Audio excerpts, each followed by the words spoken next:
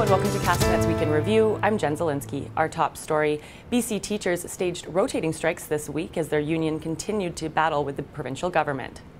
Every school in the province will be closed for a day, including here in District 23, where students will be off on Monday. The one-day walkouts are part of a second stage of job action by teachers, leading the provincial government to cut their pay by 10%. A sudden hailstorm in the South Okanagan damaged several orchards this week.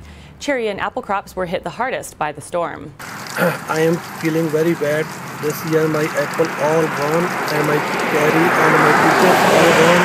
It's last year my apple and peaches got all gone. That's why I am feeling very bad. It's too early in the season for an estimate of the damage, although many fruit growers believe the crop loss will still be a major blow. RCMP surrounded a home on Glenmore Drive, guns drawn, after receiving a report of shots fired at the residence. 8 people were called out of the known drug house with their hands in the air. However, police soon discovered the shots had come from a starter pistol fired at the golf course across the road, and it was used to clear geese from the property. The 5 men and 2 women arrested were released without charges. However, 1 man faces possible firearms charges after a gun and other weapons were found in the home.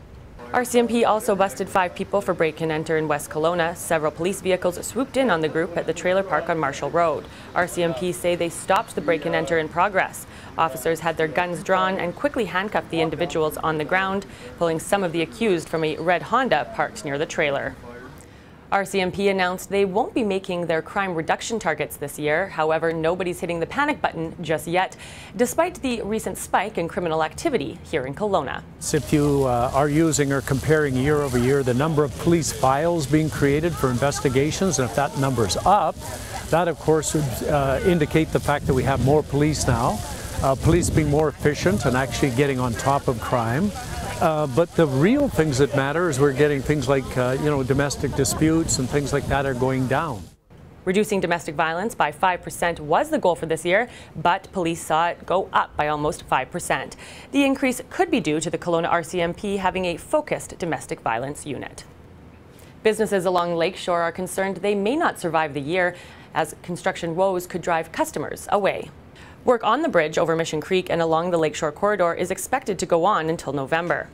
I know that there's probably going to be some businesses that won't make it.